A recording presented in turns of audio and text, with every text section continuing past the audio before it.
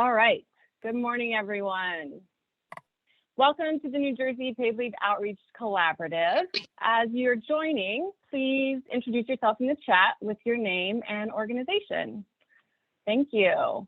And please just double check, make sure that you are on mute, because we do have a lot of folks joining today. So thanks. And we are doing this meeting style. So you understand that that does mean that we can have a conversation and that people will hear you if you do go on off mute. So just so everyone is aware. I'm so excited to be with you this morning. This is actually our third meeting of the NJ Paid Leave Outreach Collaborative. And today the topic is going to be making the connection between paid leave and maternal and infant health. So again, please introduce yourself in the chat. Fatmata, can you help me mute people? Can I help you mute people? How do I do that? As a co-host, you should have the ability to, if you hover over somebody who's not on mute or who's speaking, you can push mute and mute them. Because some people, I don't think, settings fault here. We should have just had everyone automatically be on mute. So anyways, apologies. Okay, so while folks are introducing themselves in the chat, I want to introduce myself. My name is Yara Wilman-Cole. I work at New Jersey Citizen Action, and I help convene the Time to Care Coalition. So you may be familiar, you may be a part of the Time to Care Coalition. It's a diverse range of organizations. We've been around for over 10 years, focusing on working to promote and pass policies that help workers afford to take time from work to care for their or their loved one's health. And the coalition really was behind the passage of paid family leave and the recent expansion of the program. But what we found was that even though we had this program, it was a great benefit for many people, and it was expanded so that it was more generous and more accessible, people still didn't know about it or understand how they could actually access the benefits. So we have kind of spun off this paid leave collaborative, outreach collaborative, so that we can start to raise awareness. So that's sort of what we're trying to do with the New Jersey Paid Leave Outreach Collaborative. So it's of, but not in the coalition, because the coalition still is very much dedicated to improving policies and advocating for policies. So I'm going to talk a little bit more about the coalition in a minute, the collaborative in a minute, but before I go on, I do want to let my colleague, Fatmata, go ahead and introduce herself. Fatmata, do you want to introduce yourself? Yeah, my name is Fatmata. I am the paid leave organizer for, hold on, you guys can't see me, for New Jersey Citizen Action. And I am also alongside Yarrow hosting, sorry. I am alongside Yarrow, hosting, but we are supervising the paid leave leaders program. Yes, terrific. Okay. So one of the issues that we're having with this format is that we had some great polls for folks so that we could really get a sense of what our audience is made up of and what experiences you all have. But I'm not able to launch the poll for whatever reason. I don't know, Fatmata, if you have the ability to try to do that at the bottom of the screen. I don't know why. After being on Zoom for a number of years, we think we would have this figured out, but we can go to the next slide, and what we can actually have folks do is just say in the chat, you can answer the question. So the question is simply, have you used paid family and or medical leave? So family leave insurance or temporary disability insurance, is this something that you've used? I see Lauren says yes, Sierra, Andrea has not. Thank you. Emily has not. Okay. Okay, a bunch of no's. Oh, thanks for responding. So I don't need a poll, right? All right, so we have a mixed bag. So some people are familiar from their own experience having used the program. Okay, Dr. Campbell, cool. Yeah, and so we're gonna talk a little bit about what paid family and medical leave is, just so that everybody has a basic understanding. And your experience with paid family and medical leave may be different from someone else's because you can use it for different reasons, which we're going to talk about shortly here. So you can go to the next the next slide, which we're just going to go ahead and review the agenda for today. So briefly talk about the collaborative, what paid leave is. We'll have a short video. And then we're going to have a presentation from our guest speaker, Jill, who I'll introduce shortly. And then we'll have a great panel. I will introduce our amazing guests. I'm so excited to have them here. So we're going to get to that really quickly. And then show some resources and materials that you can then use in your work to talk about paid leave.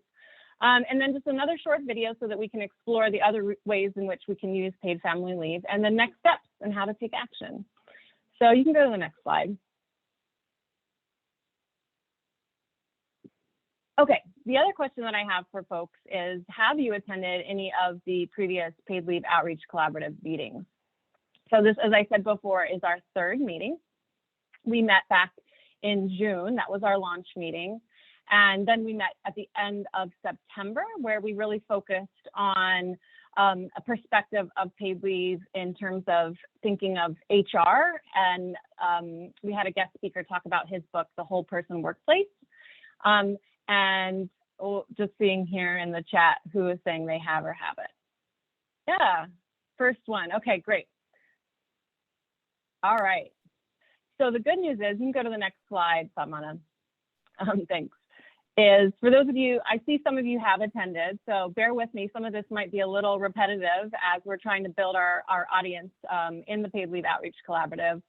But for those of you that are new to the Paid Leave Outreach Collaborative, as I said before, our goal really has been focused on increasing awareness, increasing access, making sure more people are aware of the benefits that are available, specifically for folks working here in New Jersey, right? So that's why it's called the New Jersey Paid Leave Outreach Collaborative. And we want to make sure that workers, employers, and even just people that are, providing services to the public, like maybe many of you, understand the value of paid leave. And we're connecting the value of paid leave today to maternal and child health. So you can go to the next slide.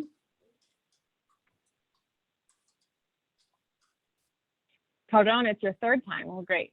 We should have a medal for someone who has been at all of them. So some of the ways that the collaborative is trying to increase awareness and understanding of paid leave is just bringing together organizations and really having folks think about how we can actually increase awareness.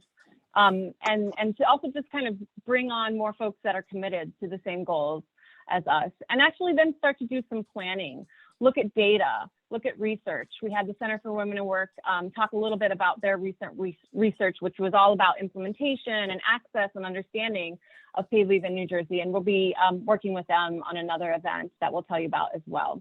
And then just other ways that we can lift each other's work up and share the information with our communities, with our networks, as we start to try to spread the word far and wide. Okay, next slide. So this is a question that was going to work a little bit better as a poll, but trying to get a sense of if you have, if we have a group that's coming with a similar perspective. So if you could actually just put in the chat, I know you put your organizations, and if you haven't introduced yourself, it would be great if you could do that too as you are answering this. But basically, are you coming today as someone working with expecting parents, new parents? Are you coming today with someone who works in HR or from the employer perspective? Perhaps you just provide services generally to the public, family services, or you work at a nonprofit, such as Citizen Action, where we provide taxes and other services for folks for free.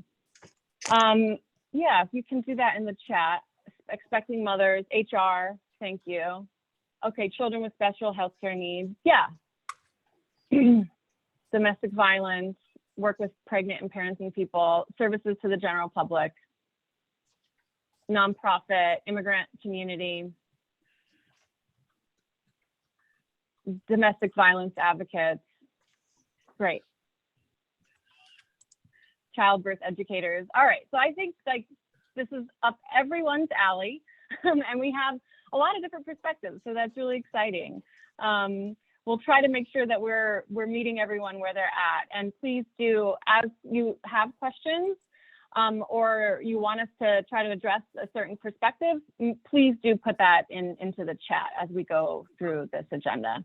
Okay, a lot of birthing families, lactation, HR, domestic violence advocates as well. Okay. Yeah, so generally assisting people with different issues.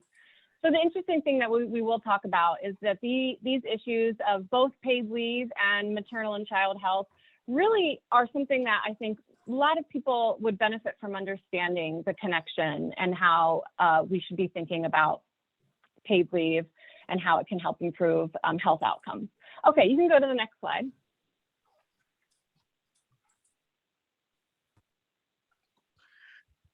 Okay, so these are some links. We're going to share these slides with you just so you have them. I'm going to mute some folks here. All right. These are the recordings of our last couple meetings. So even though you may have not been able to join all 3 meetings, except for Caron, I know you were at all 3, you're more than welcome to check out these recordings and we'll share those with you as we follow up. You can go to the next slide.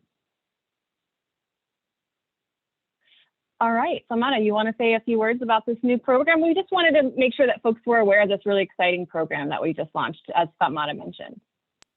So these are the paid leave leaders that we have right now. We're missing one. I have to add her picture, but yeah, these are the new paid leave organizers that are going to be advocating and talking about paid leave to their networks and trying to expand that networks to get the paid leave information out there throughout the state of New Jersey, and just to help more people gain access or gain information that they may need for paid leave.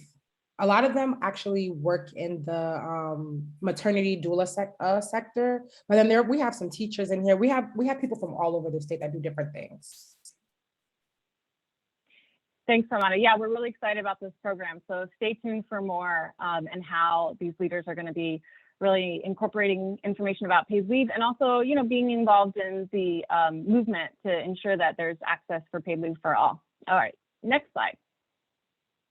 So just very quickly, before we move to the main content of the presentation today, just wanted to give everybody a basic overview about what paid leave is in New Jersey. So a lot of times we use these terms, right? Paid leave, paid family leave, maternity leave, parental leave, and there's a lot of confusion. But basically the 2 programs that the state of New Jersey runs overseas are the Temporary Disability Insurance Program, or TDI for short, or the Family Leave Insurance Program, or FLI for short. So the disability program is really about one's own health and their recovery, and that includes pregnancy and recovery from childbirth. And so that will be something that the birth parent will often be using first.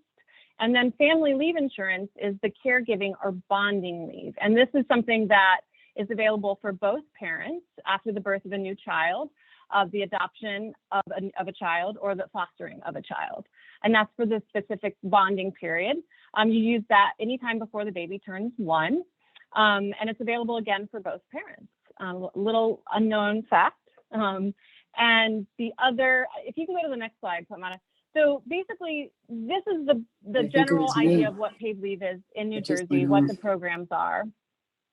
And the Department of Labor oversees those claims. When people need those benefits, when they're taking leave for those reasons, they will apply to the Department of Labor for their benefits. If you can go to the next slide. So I just want to say there's a lot of details in this slide that I don't want to necessarily get into now. But generally speaking, there's a lot of confusion because paid leave, as I just said, temporary disability, you can see here on the left of the one general description, TDI and FLI, and those are the benefits that get you the amount of money that you need so that you can afford to take leave from work. And then there's job protection, and that's under FMLA or the New Jersey Family Leave Act. And the eligibility for those different programs, paid leave or job security, are different. And that's what this graphic here on the right describes, is the different descriptions for who is covered and how you're eligible. And so I'm not going to get into all that right now, but if you go to the next slide, it's just a little pitch. We are going to be doing a training where we're diving a little deeper into paid family leave in New Jersey next Tuesday. So at 6:30, you can log on. This is the registration. We'll share that with you in our follow-up, and you can join that free virtual training so that you can learn a little bit more about the details that I just went over very, very briefly. Okay. So next slide,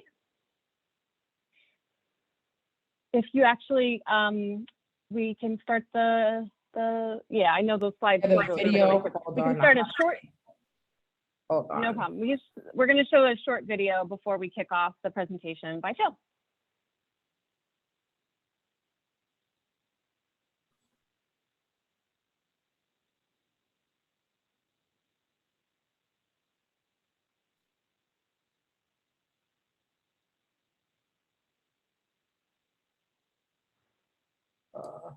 Just a little coffee break.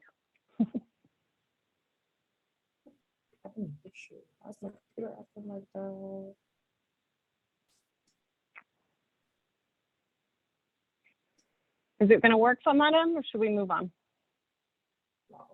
No, it's gonna work. I'm just trying to, sorry, hold on. I'm having a little technical difficulty real quick.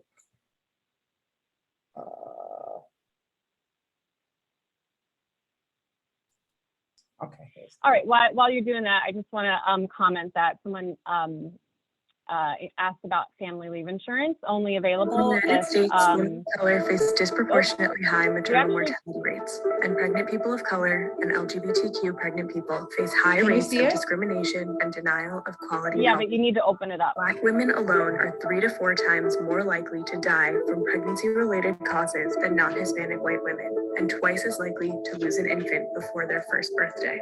But why is that?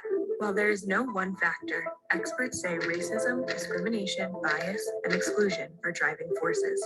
I think that we are really hobbled by systems and institutions that have racist policies, procedures, and yet we are not really willing to dismantle. Living in America as a Black woman does something to your body. It can be everything from I feel that I'm treated differently to I am being discriminated by the police in housing and in my workplace. Those have a physical effect on the body. According to the CDC, 60% of pregnancy-related deaths are preventable, and multiple studies have linked improved health outcomes to the support of community-based midwives and doulas. When people are seen and they know that this person really cares about their well-being and they're hearing them the same way like my midwife and my doula made me feel, I want other people to feel the same way. We know that community building makes a huge difference. We know that when people are struggling in their postpartum, they need community support. During the process of birth, which is such a vulnerable time for people, getting vulnerable with a person relatively quickly during this experience, I think that having someone from your own community can be extremely beneficial. Birthing people need accessible, affordable options to a range of pregnancy-related care that integrate community-based doulas and midwives. Birth is normal. It's not a medical event, it's a life event. Unique families need to be supported by extended family that need to be supported by community. My vision would be that we would never be counting and adding up these horrendous statistics and throwing our hands up and saying we don't know. That we would always be able to say that if there's nothing else, we cherish our own and each other's humanity. Responses to the maternal health crisis must center the communities most impacted. Share this video if you agree.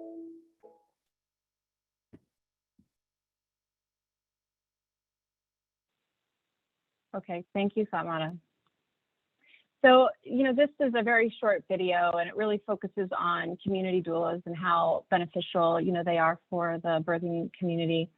And it may seem a little off topic for our discussion about connecting paid leave and maternal and child health, but we did want to ground our conversation in how paid leave can help improve maternal and infant outcomes, and by centering Black women and babies and the realities of the risks that, are imposed upon them by these unequal systems and lack of support. And one of those lacks of economic support that not being aware of or able to access paid leave is created.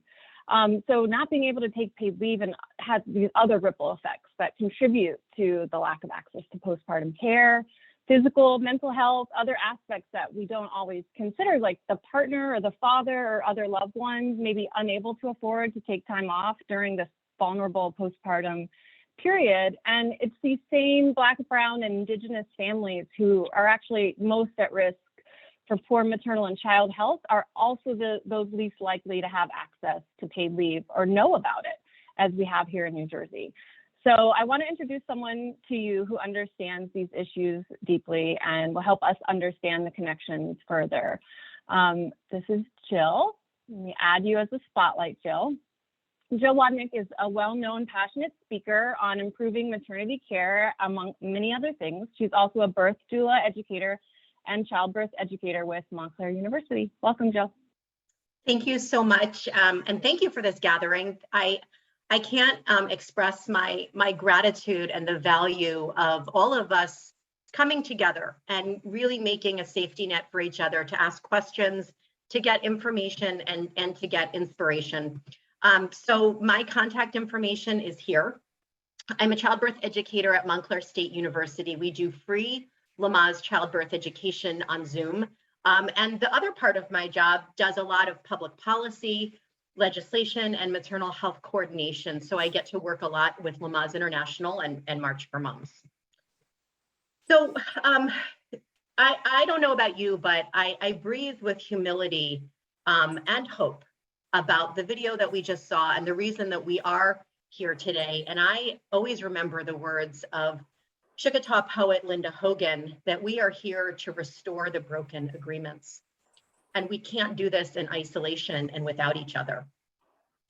And knowing that language continues to evolve, you're going to hear a plurality of languages, of words from me, because I really want to center that pregnancy, birth, and parenting have a profound impact on an individual's life and community. So you're going to hear everything from things that are gender neutral, like a birthing person, to mothers, fathers, parents, and really understanding that the childbearing continuum is significant and centered in human dignity and respect. And we will work to make sure that we have language that meets everyone who needs to hear. So I've been able to cheer on the work that Yarrow and Fatmata are doing. We did an event in August. And so I've been kind of preparing for, this is a very short conversation, but I have been preparing for it. And luckily for me, the New York Times and the National Overculture is also talking a lot about paid leave, in particular paid parental leave, because of the Build Back Better Act. And really, even last week, there has been a series through the New York Times of op-eds. So if you want more information, and I really love that there's focus, there's an op-ed by a father called What Paternity Leave Does for a Father's Brain. There's really great moral imperative was the one right around last week. So this conversation that we're having about New Jersey is amplifying in different iterations. We're also having this conversation with the humility that we're not together because of COVID-19. And the state of New Jersey was one of the first places in March 2020 where maternity care started to get impacted because of COVID-19 and was, according to the New York Times, and as we know, already strained. The Marshall Plan for moms is also in this moment. They are reminding us because of COVID-19, over 2 million women left the workforce last year. They say it's 30 years of progress erased overnight. Even more drastic is that the rate of women of color are leaving the workforce 2 times that of white women. If you're here as an employer, if you're here as a person who loves someone giving birth, you may have also seen what's been tracking us the last few weeks. The original research was from Health Affairs, but it's been everywhere, including in People magazine. The quote is, "Giving birth in America now costs more than a woman earns in a month." They document there's a 50% increase for people who have insurance about maternity care since 2007. And if you want to see the original research, they do a lot of mitigating reasons why what might be invisible to employers, but needed to understand that the lack of universal health care, early prenatal care, the high cesarean birth rate, which is true in New Jersey, and the lack of postpartum screenings add to this dialogue that giving birth in America now costs more than a woman earns in a month. And that's for those with insurance. And this is their chart that just documents that. We are also having this conversation just a few weeks out of a crisis. This is the school where 2 of my children go to school. So I could use this photograph with humility and deep care. That so many experiences that are happening right now in New Jersey that we are on repairing and restoring from another climate disaster. And streets in New Jersey, and this is from New Jersey media, their images used from Getty, have looked like this just 8 weeks ago. All of these things are bringing to this conversation today. The week that New Jersey got the most recent climate disaster, an obstetrician wrote, "A perfect storm. Climate disasters are magnifying the US maternal health crisis." And so with all of this,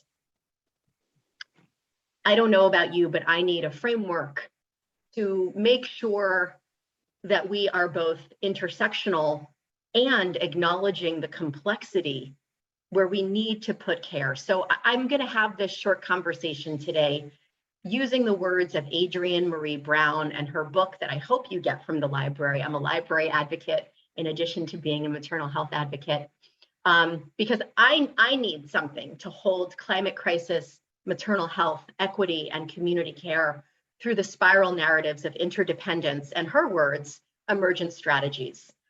She writes, "Complex problems don't have to make simple solutions, but that does not mean that there are not interventions that we can make." Going deeper, taking a breath. Those interventions, according to Adrienne Marie Brown, which make meaningful improvements in the quality of our daily lives, change our relationships to each other, help us be in right relationship, responsive relationship with living systems upon which we depend, including each other. So that's how we are gathering, with those overcultures, the ecological, and the centering of community care. What we have in New Jersey is pretty important landmark legislation from 2008. That was when New Jersey got 6 weeks of TDI, temporary disability, expanded for family leave benefits. And you will see a picture of Corzine. I had a lot of fun, really, although I was living and working in New Jersey when it was signed, and thanks to Buco and another amazing champions. I have 3 kids. At that point, they were under the age of 5. So I really had a good time, like going back and looking at the archives of 2008 and 2009. And one of the things we know since the implementation in 2009 in New Jersey is that our usage is low. And so in addition to the narrative of the interdependent care, I really look at amplifying New Jersey paid family leave as a harm reduction strategy, because this is low for what we could be, knowing that families could get greater support through the family leave insurance. So here we are in the heart of COVID. On July 1st, 2020, New Jersey expanded the paid family leave to 12 weeks. This is a clinically and statistically significant number based on recovering from childbirth or adoption or being a parent for bonding. The 12 weeks is going to be essential. And I would challenge all of us that it's the story that we need to tell. And we don't need to tell it. We don't have to find our own way. There's resources that will help us do this. And we watch again with humility. These are families who gave consent to share their images. They are giving birth and being born. And we are really come with humility and hope that their perinatal experience is centered in love. We got to start saying the L word. If we are not willing to talk about love in maternal infant health, all of the policies, all of the legislations, if they are not centered on the inherent dignity and worth, and dare I say love, we don't have a community or a culture that can do this work. So here is the continuum of maternity care. This is where love is being held and challenged and reimagined, because why I like this image is that at the beginning in the center is the infant parent dyad. you see that small white circle, pregnant person and infant. And around that person in blue are the partners and families. But what surrounds us shapes us, because then we also have a care team with coordination and systems and all of the, is it accessible? Is it quality maternity care? Is there informed choice? And then what about the other elements? What surrounds us shapes us. The physical, food, and environment. And we saw just in our first opening slides, the physical environment is something that surrounds the childbearing continuum. Transportation, education, justice, wealth, structural inequities. Because we know that birth in the United States is a complicated issue. This is from Motherboard, and if this is, all these slides will be available so you can see everything. But I just like that they say birth in the United States is a complicated issue.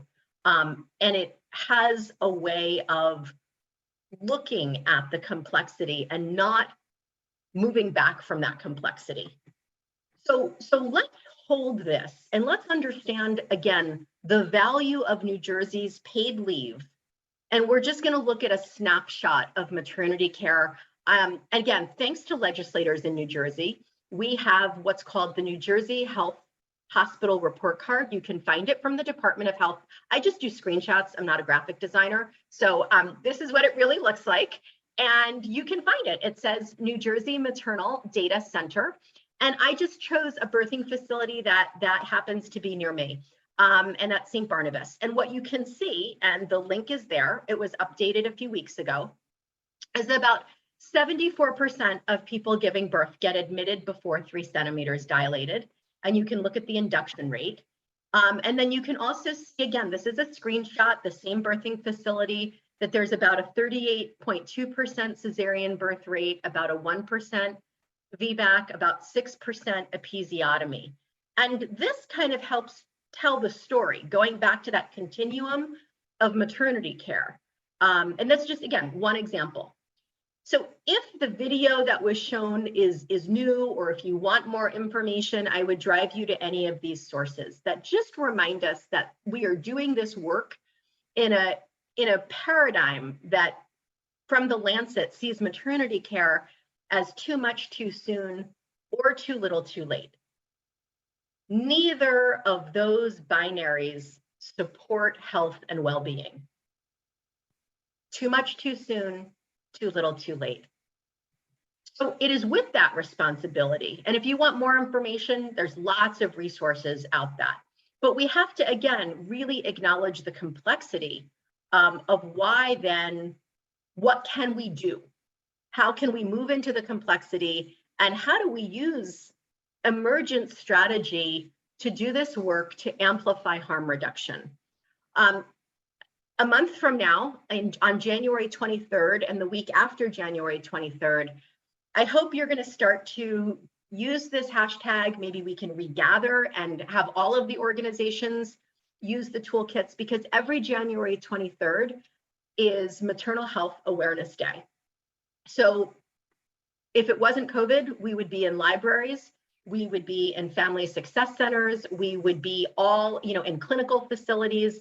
And I would challenge you that one of the responsibilities that we can do, right, how we restore some of the broken agreements, is to make sure that resources are shared with each other and in visible ways. That way, we can do this work together. So here, these are, again, just screenshots. So as a childbirth educator, I'm going to make this really practical. I always show this on the first night of childbirth education. It's a screenshot of family leave insurance and maternity coverage.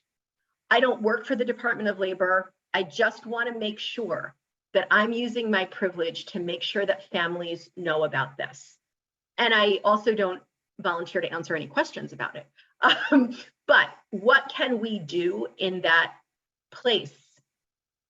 Because we have to understand, if we're not doing harm reduction, what the harm is nationally, that nearly 1 in 4 women return to work with just 2 weeks, within 2 weeks of giving birth, with serious health consequences. This is from the first 1,000 days. And again, we can just use their resources. We don't have to reinvest the wheel. Remember, I said 12 weeks. I think it's worth it to hear their first paragraph. Paid leave has the potential to save babies' lives. Researchers estimate that providing 12 weeks of paid leave in the United States could result in nearly 600 fewer infant deaths a year. Importantly, studies find a connection between paid leave and infant mortality, but unpaid leave has no effect. Paid leave and infant mortality, but unpaid leave has no effect. The most we can do is make sure that organizations, faith-based, families, communities, clinicians know this. And the infographics are already done for us. This is also from the first 1,000 days. You can use this. They have a whole toolkit. Paid leave, they write, help improve outcomes for moms and babies. And that includes everything from maternal mental health, about reducing the risk of postpartum depression, reducing disparities in access to care and health outcomes, reducing the risk of pregnancy-related health complications. It is with the depth of humility we have the data. And in New Jersey, we have 12 weeks. But what we don't have is utilization. And so I go back to emergent strategies. Where does collaboration happen? Like, there's the question. I believe it's happening in this meeting. It's happened in previous meetings that Yarrow and her team has put together, and we can lean into that collaboration. I mentioned I was a childbirth educator. So again, here's a screenshot from Department of Labor. If you are working with expectant families, they have on the Department of Labor a screenshot. Well, I took a screenshot. It says, when pregnancy gets complicated. And again, that's unique for a clinician and the client to fill out directly. And I know someone is here, I think Midge is here from an FQHC. She wrote in the chat that she fills out these forms. But so it's nice to just drive traffic to websites. So someone may not know that they might be eligible if they have gestational diabetes that's uncontrolled, or pubic symphysis. So this is really between a clinician and the family, but if we simply know about it, we can make it visible. And we can drive traffic, resources, and amplification, because although nationally, the New York Times and all of the media outlets are talking about paid leave, we have this in New Jersey. So part of how we use this resource of New Jersey Department of Labor paid leave, where I work at Montclair State, we did a booklet for World Breastfeeding Month, and we made sure, and this is a guide for families about sending your breastfed infant to childcare in New Jersey. We made sure that there is a digital link and the information for New Jersey Department of Health, Department of Labor paid leave, and the New Jersey Breastfeeding Coalition has it as a free download. So that's just a simple way of where collaboration happens, making sure that we're touching in many domains. Before the pandemic, there was a fantastic keynote that was captured visually on maternal outcomes. Dr. Joya Creer-Perry came up from New Orleans through the National Birth Equity Collaborative and spoke to New Jersey that maternal outcomes matter. And I keep this because it reminds me it's another way of looking at the continuum of maternity care and the passion and power for interpersonal care, even as we do system transformation. There were so many great, and are so many great dialogues, engagement happening, but the organization that captured these images continue to tell the story of what we are talking about and making sure that the right people who are in organizations and places of power to make sure that these resources are shared or known about can elevate them, make them transparent. So I would encourage all of us to keep coming back to these meetings. This is actually my second meeting. I haven't been to all three, but I know my colleagues come, and then we can get updates from each other. And then from these organizations like the Marshall Plans for Moms, 1,000 Days, New Jersey Time to Care, all of these resources are doing the work, and we can simply amplify. Because I always remember, how can I use my privilege to nurture and advance equity, and how can we commit to deepening our commitment for collaboration and support?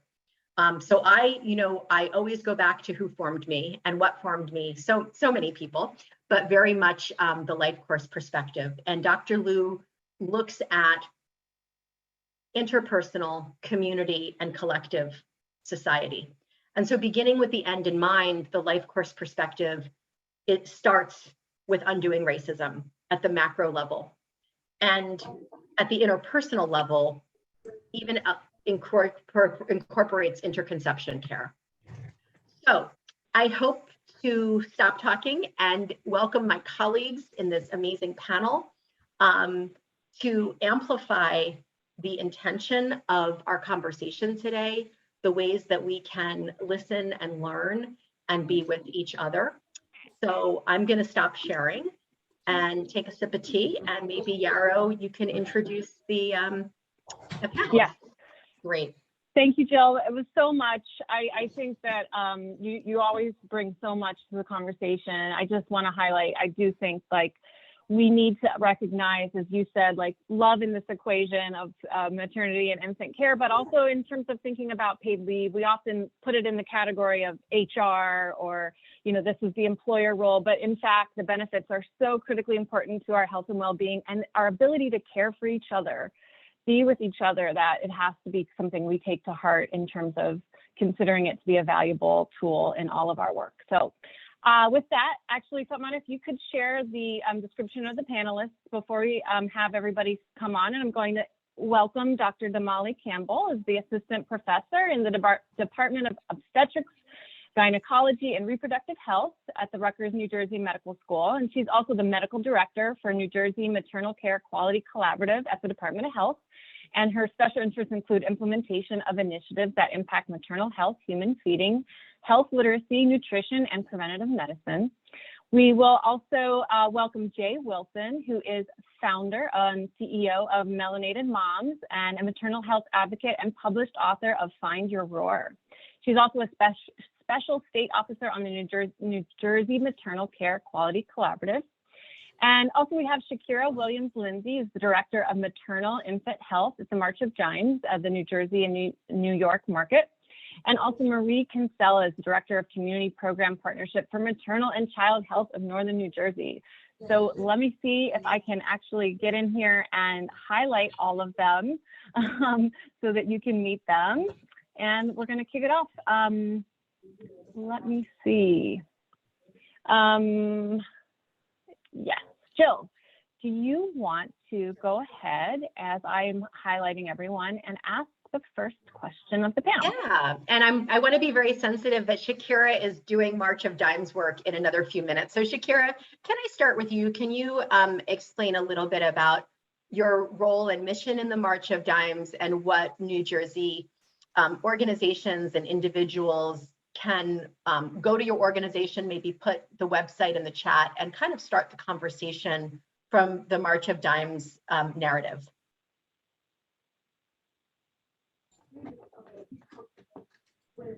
And just unmute yourself. All righty, there we go. Thank you so much. I am just so grateful to be here on this panel with these awesome women. Everyone I know, I've known for several years. Marie Kinsella, one of my mentors, Jay, Dr. Damali, and of course you, Jill. I just, and so many people in the audience, I've been working at the March of Dimes since earlier this year, so not a complete year. However, I've been working in maternal and child health for over 19 years with one of the consortia. So there's so many familiar faces on the screen today. Without that being said, I just want to give you a little background and uplift some of the work that the March of Dimes does nationwide. We lead the fight for all moms and babies. We have two goals. One is to end preventable maternal risk and deaths, and second, to end preventable preterm births and infant deaths. Sounds very simple, right? But we know it's not simple. We know to do this, to reach these two goals, we must end health equity. The March of Dimes, we serve as one of the backbone organizations to provide technical assistance, guidance, and training, tools, and resources. We're also an active collaborator. So that's that key word again, Jill, collaborate with and partner, working with others to advance these programs, research, and policies, and to ensure that every mom and baby is healthy, regardless of their wealth, their race, or their geography. We support a broad range of policies and programs to promote health, improve health equity, prevent disease, further patient safety, and prevent infant mortality. And included in this platform, we support and we advocate for, we're advocating for a national paid family leave and workplace accommodations legislation. Our Office of Government Affairs has listed this as one of our priorities, not just here in New Jersey, because we know we've making a lot of leeway in New Jersey, but also throughout the entire United States. And when I first came to MOD, there was a tagline on our Mom and Baby Action Network, and I'll drop all these links at some point in the chat. And it said, together we can achieve what we cannot achieve alone. And that really resonated with me, as with, I'm sure, others on this call today. But with the March of Dimes, we're building cross-sector partnerships that invest in systems to influence and to leverage collective action, which ultimately will lead to broad changes in policy, research, funding, and systems to address root causes, such we talked about systematic racism, root causes that charge us in regards to inequities of maternal and infant health. We have 5 overarching strategies that we've collectively worked with over 500 people throughout in agencies throughout the United States. And we have 5 of them. So let me just list the 5 of them really quick. I know I'm limited on time. So dismantling racism and address unequal treatment. 2, to increase access to high quality, high value, risk appropriate, integrated healthcare. That's a mouthful. 3, to promote environmental justice to limit exposure and environmental toxins. 4, to build safe, supportive, and connected communities. And 5, which is relative to today, reduce the burden of disrupting lifelong economic insecurities. Every single state that works with March of Dimes, we must select these strategies under our common agenda. In New Jersey, as the director of maternal health, I have selected one of 3 of these 5 strategies, and 1 is to disrupt economic insecurity. And guess what fits underneath that? That is our paid family leave. And that's why I'm partnering with Yarrow and New Jersey Citizens as my list of priorities. And I'll save some room for everybody else to answer that question. Thank you so much. We can't wait to get those links. And I just want to share the March of Dimes Action Network has incredible resources. They have to Zoom. Reports. Enter your meeting ID. They have reports and some tremendous elements. So I know you're sensitive for time. So whenever you need to leave, we're going to look forward to using those links. But I'm going to ask you to unmute for one other element, because you have such deep-seated relationships with everyone on the panel. I'm going to actually welcome you. Is there a question, because of your longevity of relationships, for Dr. Campbell, for Ms. Marie, Jay, that you want to make sure that we really hear, that we are really here in that place of community care that happens behind the scenes, or a program that's happening in Passaic that you want to amplify or highlight before we hear it directly from other providers?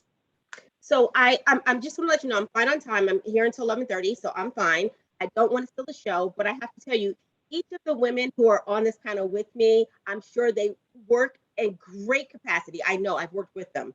We've been working in trenches together for many years. So I know there are things that are going on and happening that I'm sure they'd like to highlight. However, we talked earlier about the New Jersey paid leave leaders with NJ Citizens. So I would like to let you know that the March of Dimes, we are partnering with Yarrow to financially support the trainers that will help these leaders throughout New Jersey. I think the important word that we'd like to say here over and over and over and over again is inform, educate, increase awareness. Inform, inform, inform. So that's very, very important. And to do that, we have to do it in a collaborative effort. It's not just one person. I know I used to work with Jen McConnell in early intervention, and she used to say, we are just one spoke on that tire, but collectively, we can do so much when we work together. So with that being said, Joe, we'll just pass the mic to another person so they can answer the question. And then I'd like to share some of my personal experience as well. You got it. Absolutely. Dr. Campbell, can you give us your insight and background and centering New Jersey paid family leave, really with your expertise as an obstetrician and working for so many years? Sure. Thank you so much for having me. I think I, really want to center the importance of paid family leave and really highlight its importance in terms of the improvement of not only infant health, but maternal health. And I know we often tie maternal and infant health together very importantly, but as an obstetrician and as a person who cares deeply about women, I really want to center and highlight women's care because oftentimes the value is in them having the baby. And then after the baby is out, the woman is not as highly considered. And that's problematic for me.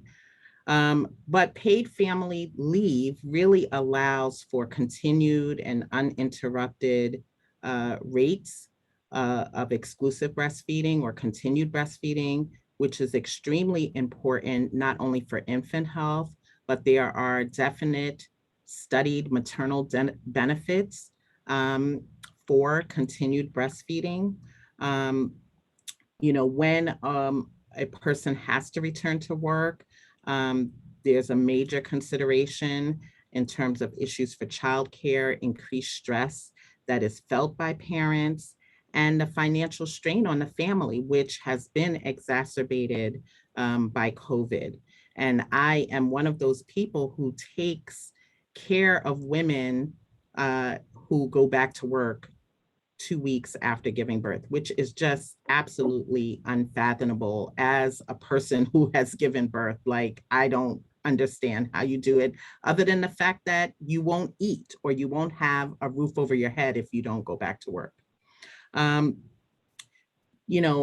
ACOG documents that more than 40% of women do not attend their postpartum visit. And I know in our facility, we look at why people don't attend the postpartum visit. And the postpartum visit is so important because it helps to continue the management of chronic health conditions. It provides access to effective contraception, and it increases it decreases the risk of short interval pregnancy, which is a risk factor for preterm birth. Again, preterm birth already being a significant issue for women of color. So, I mean, I can just go on and on in terms of the documented medical benefits.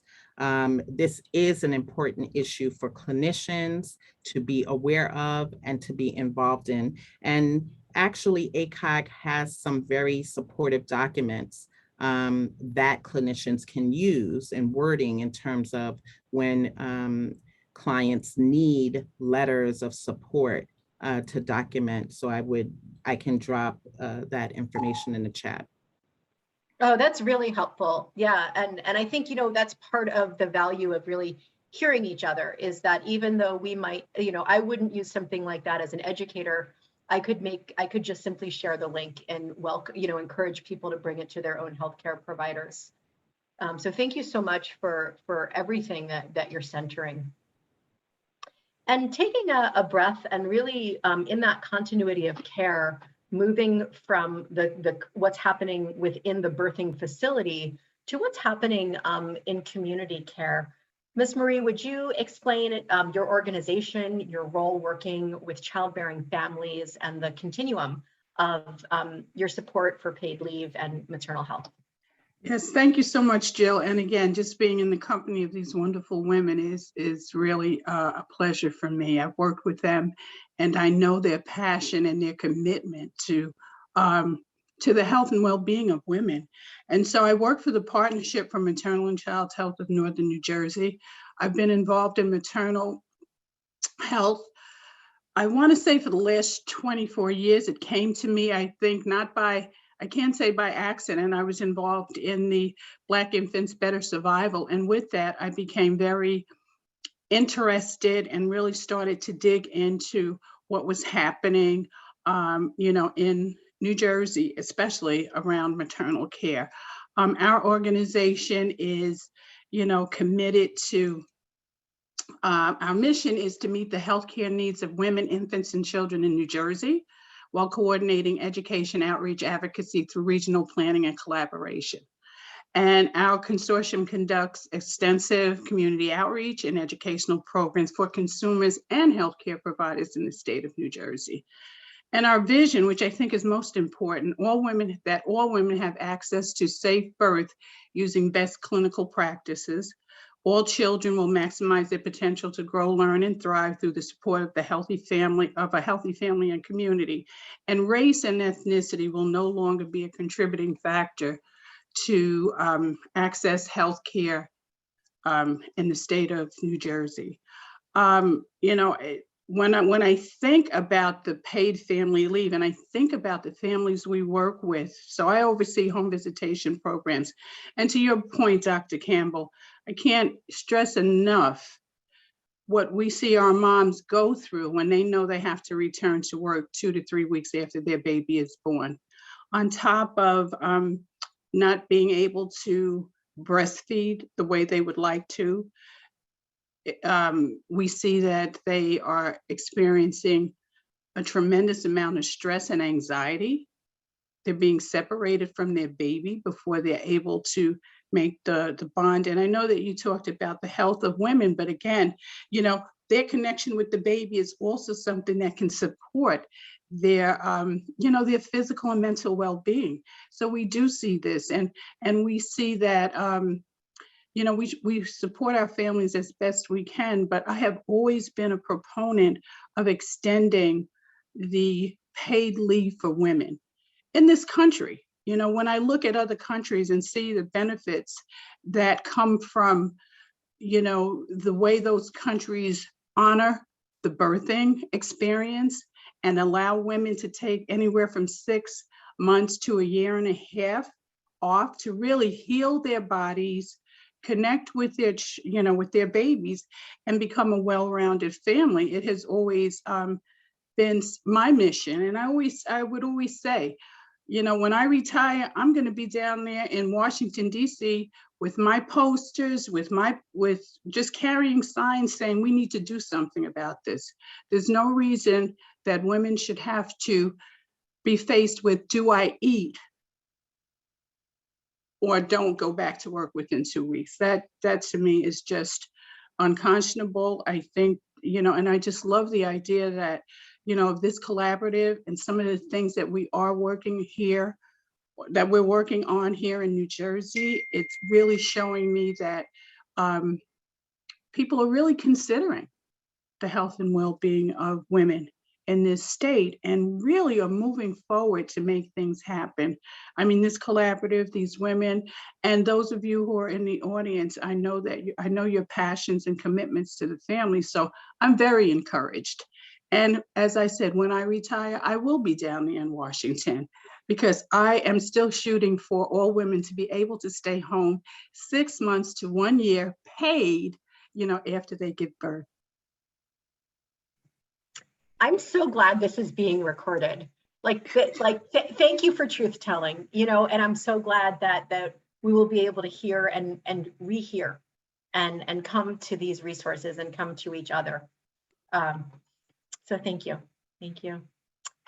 Ms. J, would you give your macro perspective of the care that you do for families in 21 counties, as well as the interpersonal work as an ally advocate for maternal health and babies in New Jersey and how it relates to paid leave. Absolutely. First and foremost, thank you so much for allowing me to be a part of such a powerful panel. I respect every single one of you ladies. I look up to you all. You all motivate me to continue to do the work that I'm doing. So it's just such a wonderful feeling to be a part of this. So my contribution and the contribution of melanated moms to this work is honestly allowing our community members, our moms and our women, to know the options that they have so that they don't feel that they have to only be in the survival mode of motherhood, right? So Melanated Moms is a community-centered women empowerment organization, and we support our moms throughout all of the different phases of conception, but also looking at who they are and how all those things build into the needs that they have as moms and as women across race, ethnicity, culture, and language. And we know how all of those things can really impact the way that they take care of themselves and how it also translates into taking care of their families. As a mom myself, I had to learn how to navigate new systems in order to still be able to thrive and take care of my children. But then also with building my business, I had to literally become my own beta client, right? And realize that there were more things to surviving and thriving in motherhood other than just your paycheck, right? So, you know, everyone's made a lot of amazing points about how we need to have this paid family leave so the moms can bond, so the parents can have that time to heal.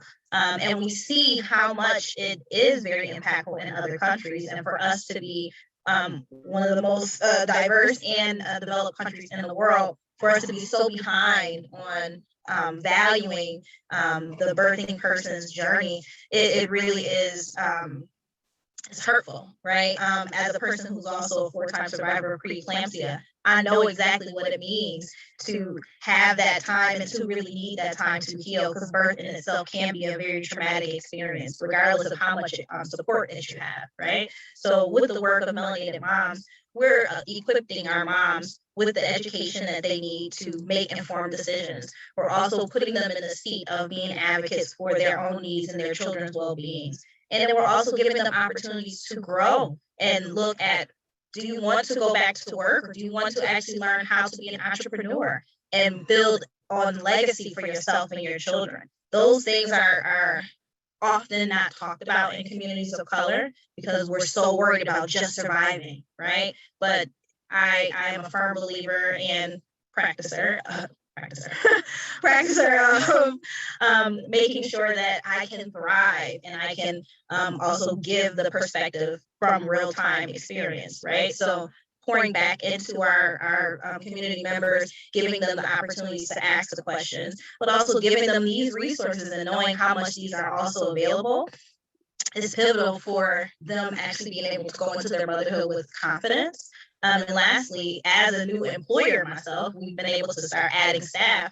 I know how important it is to humanize my staff and how it is, and how much it values their investment in the company that I'm building. So in order for me to build the structure and the organization that people want to work for, I have to look at all these pieces because I am a part of the same community. You know, if you need childcare, if you have high risk pregnancy, even if you have low risk pregnancy, you need to have time to heal and to process and to be seen by your employer as an asset and not just a liability. That is why it is very important for us to have paid family leave. Thanks, Jay. I think that was amazing what everyone shared. I'm curious what you all think about the role that you have or that we have generally in terms of trying to bridge the gap between, you know, the demands on work and our workplaces. And I think, Jay, your explanation, considering that, you know, as an employer, you have a lot of power, right, to create the culture that values, you know, caring for ourselves. But in terms of like thinking about how we speak with clients, how we speak with folks in our community, how can we actually talk about, how can we support them in thinking about how they can stand up for their rights in a way, right? The fact that we do have paid family leave here in New Jersey, and that it isn't just an employer offered benefit, it's a state run program that most people, in fact, are eligible for if they work in New Jersey. We often kind of, I think, just hope and pray that the employer HR is providing folks with the information that they can then use, but we know that doesn't always happen. So how can folks that care about health and well-being of babies and moms like think about talking about work, and how does that play into all your conversations? Yes, Shakira, please. Thank you. So, I mean, the way I look at this, Yarrow, is that most Americans at some point in their life will face either having a baby or developing some kind of illness or having to take care of a loved one. I mean, it's almost inevitable. The longer you live, you're going to probably have one of those three things happen in your life. And I think I want to reflect back years ago, my personal experience with this in my workplace. And this is about 20 years ago. I gave birth to a 1 pound, 8 ouncer, 25-weeker micro preemie right here in the state of New Jersey. And I worked for one of the major health insurance companies. And I remember when my daughter was born, she lived in a NICU for several months of her life. And I had a C-section. It was an emergency C-section. So I went into work to, kind of tell them everything. Everything wasn't computerized. So you had to kind of go there face to face. And this job I had 90% of the time was in the field. So I went into the office and I explained to my then director, who was a woman, and she said, let's go to human resources and let's tell them, let's see what we can do for you. And I was like, do for me? So I'm like, okay. So I walk into the office and the human resources representative was there. And I told the story, and the bottom line was, wait, so you're not really with your baby though, And that's what this person said on the other side of the desk. And I couldn't tell what was going on there. I was young wife, young mom. I didn't know what to do. I said, well, no, I'm not with them, but she's in the hospital 24 hours a day. I want to be there. I don't care if she's 1 pound, 8 ounces. I wanted to pump. I want to, excrete breast milk and save it. And then it was, save it for my baby from when she needed it. And also I donated some. So I wanted to be there to reflect what went on through my birth trauma. And I wanted to just be there for her whenever. And I remember the woman who her name was Anne Marie, she literally took my elbow and she ushered me out the office. And we left the man in there by himself. And she said, I need to talk to you because I want to talk to you about what you want, Shakira. What do you feel is going to be good for you? So at that point, and this is over 20 years ago, we worked out something I didn't know what it was really, but I had FMLA, I had FMLA for 3 days of the week. And then I worked 2 days of the week. And that was okay with me because I needed time not to be in the NICU. I had another child. So I needed that time to really think about it. But honestly, things were tight during that time because I did not get paid for those 3 days that I was not working. And I worried about that, not just worrying about my daughter, but just worrying about how bills were going to get paid, and I remember once she did come home, me saying, I'm going to get on my walking shoes and I'm leaving. Because when she was in the NICU, all of her care was being provided for. The gastroenterologist, the ophthalmologist, the otolaryngologist, whoever, they were there in the hospital meeting her at bedside. But guess who became that person to take her to all those different places when she came out the hospital? Me, my sister, my mom, my husband, we all worked on it. But for the most part, it was mama. And I was still pumping and I needed time to really think about what was my next step in life. And so, what I did, Jay, I put on my shoes and I walked out of that place. I walked and I didn't work for another at least 2 years. I got pregnant again and I still didn't work until I had an opportunity and a mindset to go back to work. But I used that privilege that I had and I made a decision. And I think Anne Marie honestly thought she was doing me the favor by, let's sit down, girl, let's talk about it. Let's see what we can do for you. You know, whereas the person who was in the office, he was like, well, your baby's not home. She's in the hospital. Yeah, how much time do you really need? You know, I did not know. Young, unfortunately, I did not know really what I should have done and what I could have said. But I don't want that to happen to other people. I know better. I want to share my experience so that when in March of Dimes, they're talking about so many things on the agenda, that we make sure that paid family leave remains on the agenda as a priority for them.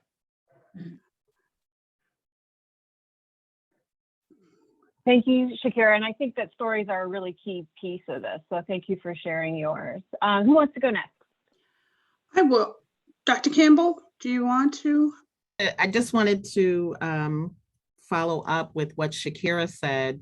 You know, there's despite the existing laws, there's a national survey on pregnant working women. And I know Yarrow also mentioned some of this. Even though 53% of women felt the need to change their job duties, only 37% of them never requested to change their duties. And so, you know, kind of what we're talking about is, you know, the benefit is there, but how do we get more people to utilize it? And I think forums like this, and I was so happy to see so many people that I work with in different community-based organizations on this call. I would like to see the nurses from my facility who fill out some of these forms, you know, have this type of resource, because what's the sense of having the benefit if folks are not using it? Go ahead, Marie. Yeah, and thank you, Dr. Karen, Dr. Campbell, and Shakira, you brought up a great point. You know, one of the things that we're doing within our home visitation programs, because we see this a lot, we try to make sure that we give our families the information, but with that information must come empowerment. Yeah. And that self-efficacy, that they know that they have a voice, they can stand and they can do and they can ask. Because sometimes when you don't have certain privilege, if you will, you really feel like this is my lot and I have to carry it. And, you know, it's not the best thing for me, but, you know, what am I going to do? So again, one of the things that we do focus on is that self-empowerment piece. I think, you know, we actually are providing centering in Paterson, New Jersey. And with that particular model of care has come some info. We see the women are empowered. They are starting to know their rights, and they start talking about their rights before they leave work, to say, listen, I know this, and this is available to me.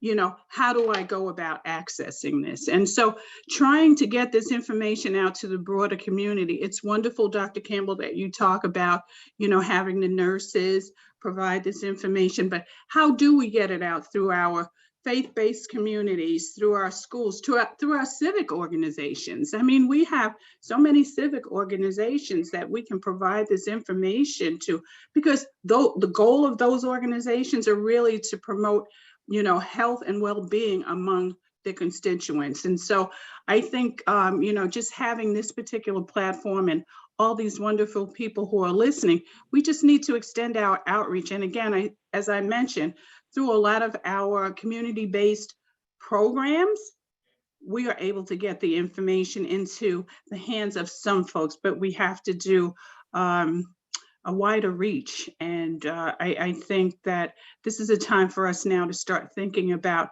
who can we pull in and how can we get this information. And I think employers need to be pulled in as well. Because I'm telling you, yeah, Jay, you know that we can say all that we want, but when someone's faced with, I know my boss, if I say this, I may lose my job. And so how do we change that mindset and that paradigm? That's what I wanted to say.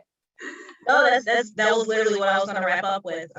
Just collectively agreeing with everyone, but including these employers into the conversation so that it's not seen as a penalization of people activating the benefits that they already have, but empowering them to actually utilize them so that they can be a more productive part of their staff. you have to show as much investment in the people who are working for you as you want them to reciprocate. But if you're not giving them the tools that they need to access the benefits that they already have, that doesn't do you any justice, right? And it creates more times where I want to say patients, I'm a nurse, sorry, where your employee may have residual issues down the way. So it makes way more sense to create that that visibility of, let's talk about it. When you go to your employer and say, hey, I'm pregnant, I need to know what my options are here, as your employee.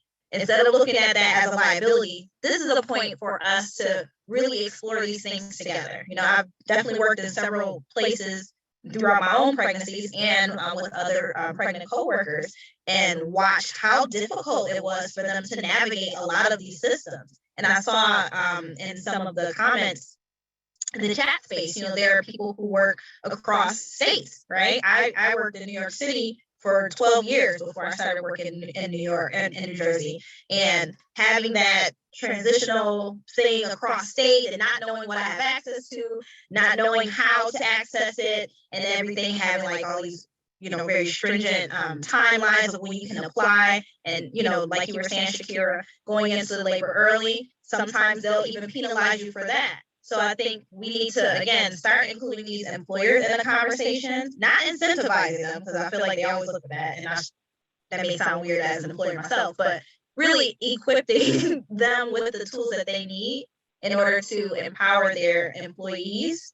And that in itself, I think, will create more longevity for people to want to stay with their employer. Because people don't leave jobs because they don't like it, or because, I can't stand this coworker. They leave jobs because the leadership, the management, the people who are running the organization really don't humanize the person that's there.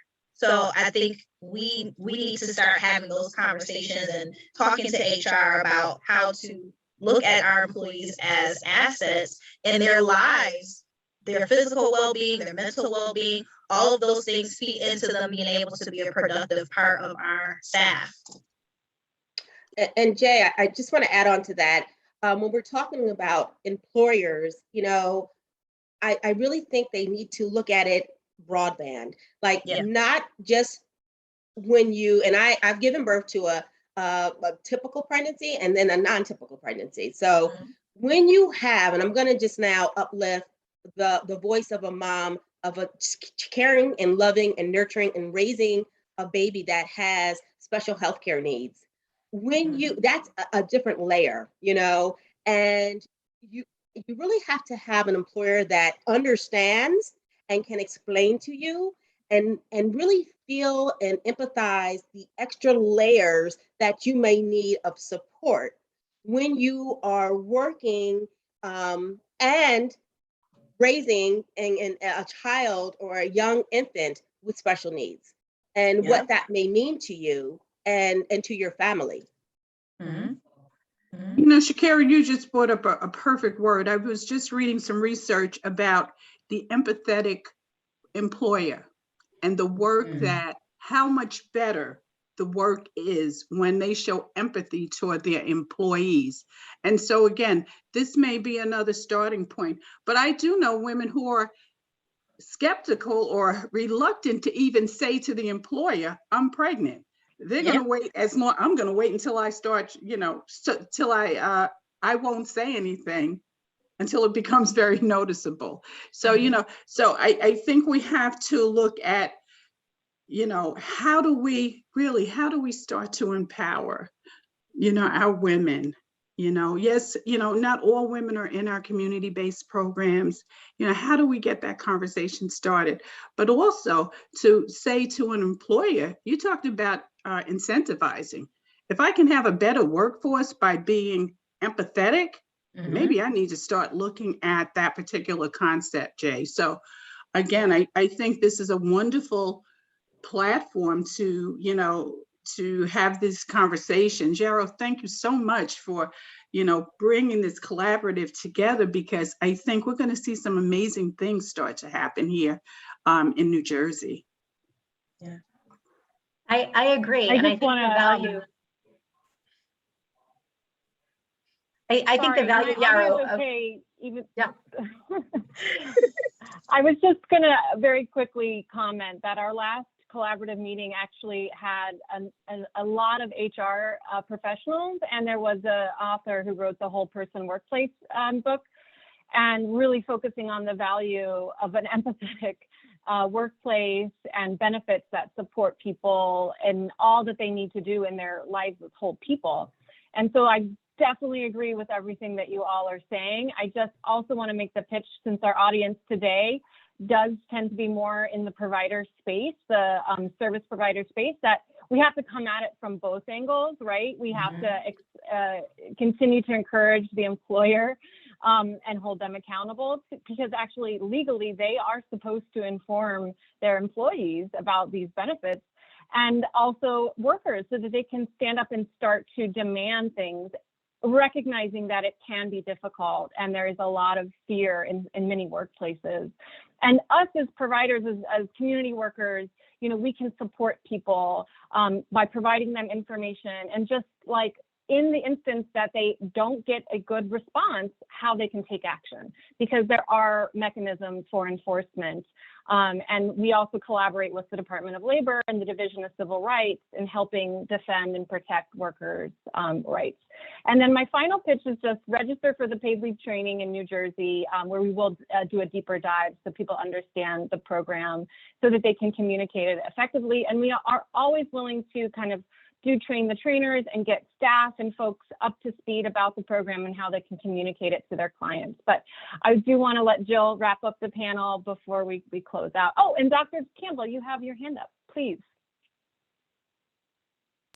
No, you know, I just wanted to chime in with what others are saying. And, you know, I think my sense of when I see patients, and sometimes I see patients who work up until the day they give birth, and other times I see patients who struggle, and as soon as they find out they're pregnant, they may need to take days off, but they're having difficulty with their employers. But I think, you know, one of the things that I want us to think about is the stigma. And I think maybe that's what holds sometimes people back from accessing the benefits, because they feel that there's a stigma associated with accessing the benefits. And I try to remind people, these are benefits that you pay for already. There's money that comes out of our taxes. When you get your paycheck, you don't get the whole thing because there's money that's deducted. And so it's not a handout, because many times people might take offense to that. They think they're getting something that they don't deserve, or, you know, so I think part of the issue is we do have to address the stigma of it accessing these benefits. What I was going to say is just, I'm so glad this is not a one and done. You know, the value of the collaborative, Yarrow, that you are holding and nurturing and coordinating is that these conversations can continue, that the resources can go deeper with right relationship. And so how refreshing that this is not just a one and done, but there will be ongoing times to do this work collaboratively and collectively in New Jersey and hear each other. Yeah, and as we wrap up here, I want to share some of these slides so you can see what we will get to in email. But I just want to let the panel have a chance before the end of 11:30 mark to add any final comments or thoughts, and then I'll share these slides.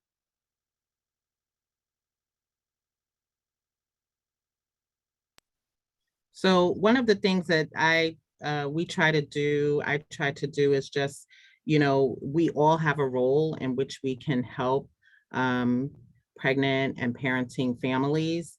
And in some employers, they do have ways in which you can donate days to other employees. So these are things that people can look into early to see if their particular company provides that type of benefit. And you know, I try to tell, you know, we focus a lot again on babies and baby showers. And I think about how can we as community members help pregnant and parenting people, instead of giving them a onesie or another toy that that child may not get to, maybe we can donate, cooking a meal once a week for the first, 2 months, or maybe we can offer to do laundry for that person, or maybe we can offer to do shopping, things that, because there's so many moving parts. And I'm talking obviously about just a full-term birth, not to mention the other issues that Shakira brought up in terms of when you're dealing with a preterm birth or a baby that is still in the NICU. These are all, additional stressors on top of that. And then lastly, just thinking about, we have the Christmas Club where people save money, for the entire year for Christmas. Well, why not start a pregnancy club or a birth giving club where you save a little bit of money? And that requires some money management, because sometimes when we're trying to just make the ends meet, we might not think that we have any money to save, but we need to.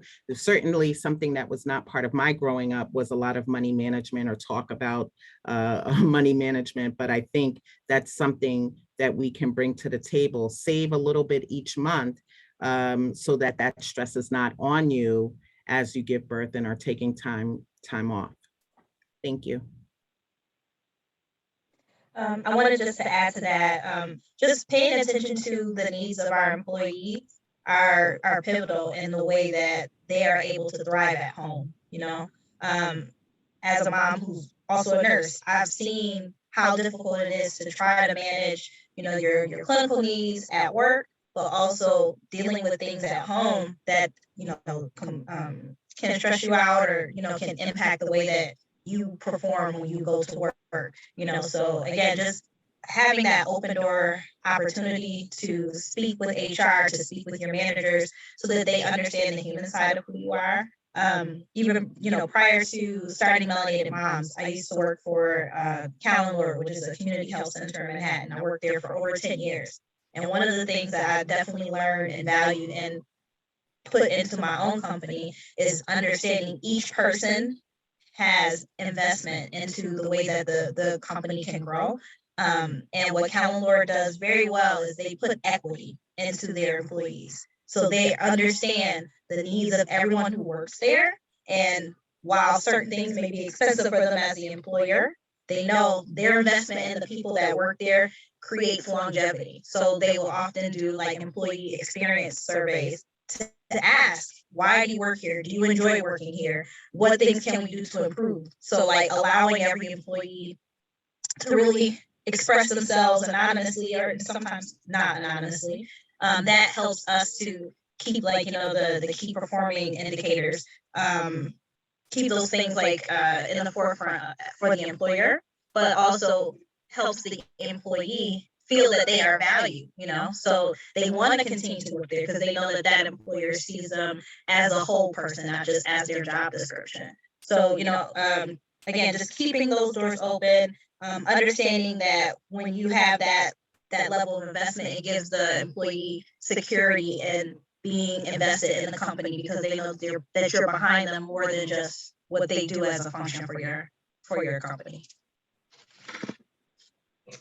Thanks, Jay. I just want to recognize it's 11:30. Next time we'll schedule this for 2 hours. It was an awesome discussion. I am not going to close out the meeting, but if you do need to drop off, don't feel bad because we did go over time. But I just want to give anyone else a final word, and then I'll just review these slides before we close out. So Yara, I want to give a final word before I leave. The bottom line for me is families should not have to make a difficult choice to go into debt or even lose their jobs for having babies. Women, we want to work, and women have babies. And just like a woman has a choice to have a baby, what if she makes a choice not to have a baby based on job security and not having the financial means to do so? What would our world look like? We have to get on board, all of us have to get on board with supporting our birthing people and their families when they have made the choice to have a child. My closing is going to be, I'm sorry, Shakira, I'm sorry. Marie, one more thing. Something you said, I just want to also highlight. collaboration is important. We talk about our community health workers, our central intake specialists, our home visitors. They're out in the community. Please inform our birthing people and their families of what they have and what they can do in regards to paid family leave. Yes. And my remark is very simple. Let's keep this collaborative moving. Let's keep the steam in it. And I think we're going to see some change. That's so inspiring. You give me the power to keep going and the momentum. And so with that, I want to thank this amazing, amazing panel. We will share the resources that you provided in the chat, many of you, as we follow up. So just very quickly, we also have the set of slides that we'll be getting to everybody that has some of the materials referenced, as well as materials directly from the Department of Labor. And so we will get you some of those links. The Department of Labor is actually able to send printed materials, should that be something that is helpful in your work. And this is the material, the new parent handout that they created that talks both about paid leave and job protection, which is so critical for so many workers. You can go to the next slide, Samana. There we go. I know I'm a little frozen, but my audio should be okay. Okay, so the next what we'll do is we'll get you this link. Mona, can you go to the next slide? Yeah, okay, yeah, sorry. So these are some other videos that we wanted to share with you. In addition, this really great clip that talks about how paid leave is actually really helpful for families and people with disabilities. We didn't really talk about that much, the caregiving aspect for loved ones. And we'll share the link with you so you can check this video out. And the next slide. Oops, sorry, Jill. Please join the collaborative. We're likely to meet in March. And if you have provided your email, we will follow up with you so that you can join and get information about our next meeting. We meet over Zoom every 2 or 3 months as needed. And we will probably pick a very interesting topic for our next meeting. But if anyone has any ideas or suggestions, please reach out and let us know. Next slide. This is a link that we will also share with you that has the form that you can actually fill out so that we understand how you're coming to this collaborative and what your interests are. And so we will get that to you. And the next slide. Thanks for sticking around. Oh, I've already reminded you about the training on Tuesday, so we can go to the next one.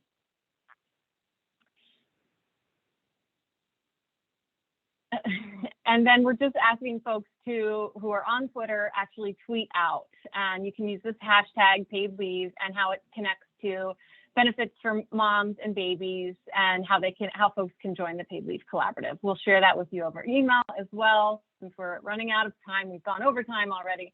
So look for that email. And then in closing, just the next slide is our final call to action coming in January, as Jill mentioned, January 23rd, 1 through 3.